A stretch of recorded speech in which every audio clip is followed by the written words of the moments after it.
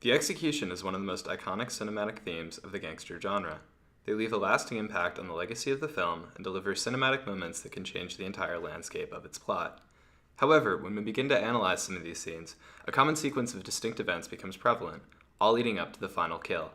Specifically, we will be looking at 3 films we've watched over the past semester to show you 4 specific themes we've observed in major execution scenes that occur in them. These 3 films are Scarface, Mystic River, and The Godfather Part 2. When we analyze these 3 executions, we notice a thematic, almost ritualized sequence of events: a forced confession, emasculation of the victim, the occurrence of doublespeak, and a visual transition in the plot. Forced confession. This is the moment where the victim, intimidated by our gangster protagonist, confesses to betraying the loyalty to that gangster protagonist. We observe this theme more in the narrative than in the scene's construction. In most cases, the victim has a gun pointed at them with the threat of death imminent. In Scarface, Tony comes barging into Frank's office, furious and believing that Frank has ordered a hit on him. He pulls out a gun and points it at Frank's head, threatening to kill him. It is soon after that Frank, having been abandoned by his associates, admits to the hit and pleads with Tony to spare his life. Please, Tony. In Mystic River, a drunk Dave is surrounded by Jimmy and his associates, where Jimmy demands that Dave confess to murdering his daughter Katie. Although Dave has not done this, his livelihood is threatened, and, hoping to save his life, falsely admits that he killed Katie. Lastly, we have The Godfather Part 2. A distinguishing trait from this scene is that Fredo is not threatened by a weapon. Instead, there is prior knowledge that Fredo is conspiring with Roth. Thus, Fredo, likely intimidated by Michael's presence, confesses to doing so. In all these scenes, our victim is forced into admitting their betrayal to our gangster protagonist. It is this threat of death and confession of betrayal that is able to create tension in the beginning of these climactic moments.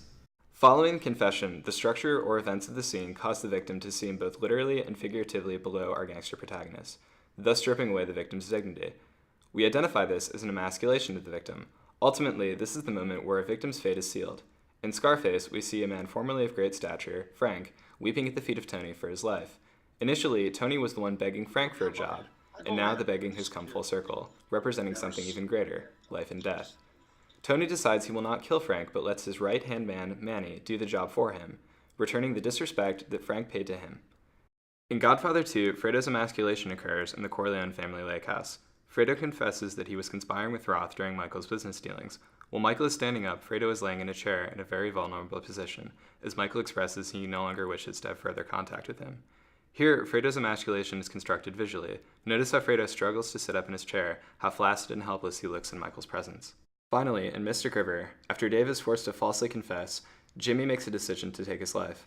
He takes out a knife and repeatedly stabs Dave in the abdomen, weakening him and literally forcing Dave to his knees. Due to these events, Jimmy has constructed Dave as someone who is now below him, stripping him of any power he may have left, and crippling him before finishing him off.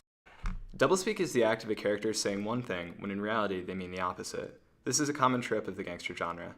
Typically, our gangster protagonist says something to a character that, out of context, may seem like a reassurance of their protection. However, in reality, a death sentence has just been issued.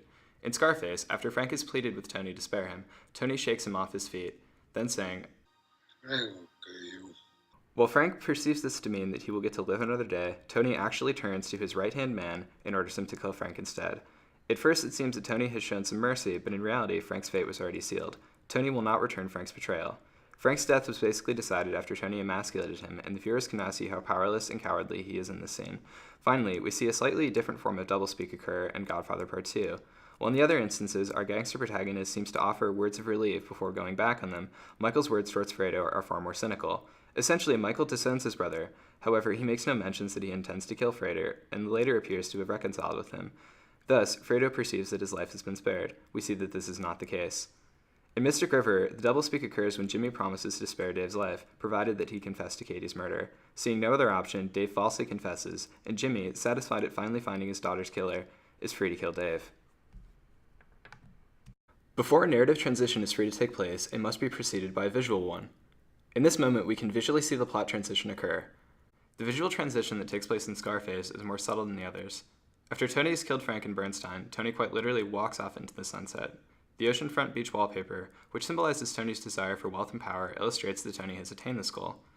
Mystic River also employs this technique. Dave is shot by Jimmy, a bright light flashes and fades to white, which represents the almost magical catharsis of the community. An embarrassing moment for the communal conscience has been quite literally washed away, and the neighborhood is free to move on. Finally, in The Godfather Part 2, We can see the use of light and sun to mark this transition. After Fredo has been shot, we make a cut back to the boat, where he is sitting and is gone. Following the disappearance of his body, we are left with a view of the sun setting on the lake. The use of light and or sun involvement in the scene seems to have a common theme used in mafia film that represents the transition after death. When combined, these four themes deliver some of the most well-structured and intense moments in cinematic history. Climactic moments of great decision are being made that have profound effects on the plot.